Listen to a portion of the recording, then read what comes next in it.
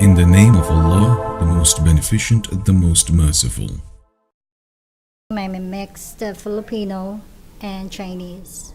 I had an accident being by myself in the United States, and when first time to have an accident in the United States and you don't know what to do, where to turn to. So I have this friend of mine that told, because I have to make a police report. So when I went to work, I told them I had an accident, and my boss told me like, okay girl, you have to do a police report, you have to do this, you have to do that. So I told them what had happened, and my boss was saying, oh girlie, don't do that, don't say that, because your insurance will go high, and this, and the police will go this, and blah blah blah. And I said, but that's what the truth. And I said, my friend told me like, girlie, you cannot fool the police. You can fool the police, you can fool the judge, you could fool everybody except one person. And I said, who is that person? And then my friend said, it's Allah. And I said, who is Allah? And then, Allah is, God. Oh, why is it Allah? Why not God? And then that's the curiosity came up. And, my friend said his religion is Islam. And I said, what is Islam? And then, started the books and start giving me books and stories and things. And I was so interested in curiosity. But when I was reading the book, I was like, wait a minute. It doesn't seem like any difference with the Catholic. These are like almost the same. But when they gave me the Quran, and I was like, oh my God, I was like, it's so deep. It's just non-comparison. I was like just so amazed, and I was like, oh my God, this is really the truth. And I was like so amazed, and I said to myself, I even prayed, and I said, oh God, I said, I want to take this, the shahada that they were saying, and I know it is the same, it's still you, but I know I came from a very Catholic, background, and I was like, I need to do the shahada. And that was the 9/11, 2001, and that's the hardest, because 9/11 is just happened, and it was like, even at work, even at school, not at school, but I'm working, everywhere I go, I was first time I wear my hijab, and then giving me this bad finger, and I was like, what are you doing? We're just wearing my hijab, and I even laid off because of wearing my hijab at work. But I was like, oh well, I don't care. I'm a Muslim. I love it. Although I grew up in the Philippines there is a lot of Muslims in the South, okay? And when I came here in the United States, I became a Muslim. I was so happy, and I said to my mom, I became a Muslim. My mom was so sad, and she told me like, you didn't go to the United States to become a Muslim. Yes, I am. I was like, oh no. But you know what? I'm still having some struggle with my mom. I live with my mom. I take care of my mom. But I love my mom so much, because I learned in the Quran that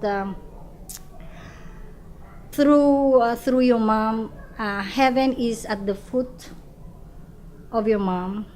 So I think that's the best. I think wearing the hijab is a biggest challenge, especially for women, because they are, concentrating on their looks, their beauty, and everything. But recently, I had this. I saw a line, and it says here that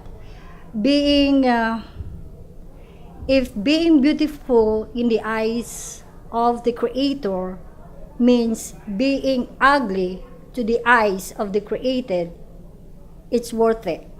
I'm telling you, it is worth it. It doesn't matter what you look, you like. What is important is what's inside of you. That's the best thing. Because everything would fade. Everybody would go old and die. But, what's inside is the most important thing. And that's gonna last. And that's not gonna fade.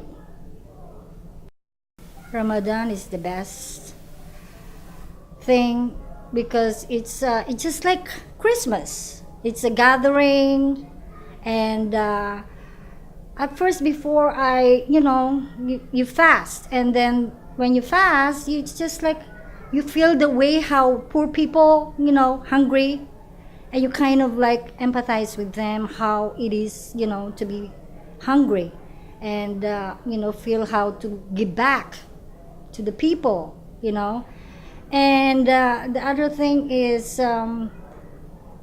Ramadan. My first encounter with Ramadan is you have to do the dates, and I was like, where am I gonna buy the dates? I don't know. And then one day I was just like, everybody was giving me box of dates, and I was like, oh my God, there's a lot of dates now. I'm just by myself. This is a lot of dates for me to consume, and I was like, oh well, Alhamdulillah, thanks for all those people who was giving me the dates. But something happened that with the fasting. But before I was like working and fasting, and then when I was fasting, it was like I have some coworker that I go with, with your lunch, and it was, girly, what are you doing? I'm fasting. Oh, okay. Next day, girly, lunchtime. What are you doing? When you go here? I'm fasting. Are you dieting? No, I'm not. I'm fasting. Is fasting dieting? No, it's not. Fasting is like cleansing. Oh, okay. So, and then what happened is I'm sad now because I kind of not perform really the fasting because I had an aneurysm. So Allah gave me a second life, and they told me that since my aneurysm, I could not really fast because when I fast, I kind of have a headache. If you had a headache, then it triggers. It's not good for the aneurysm.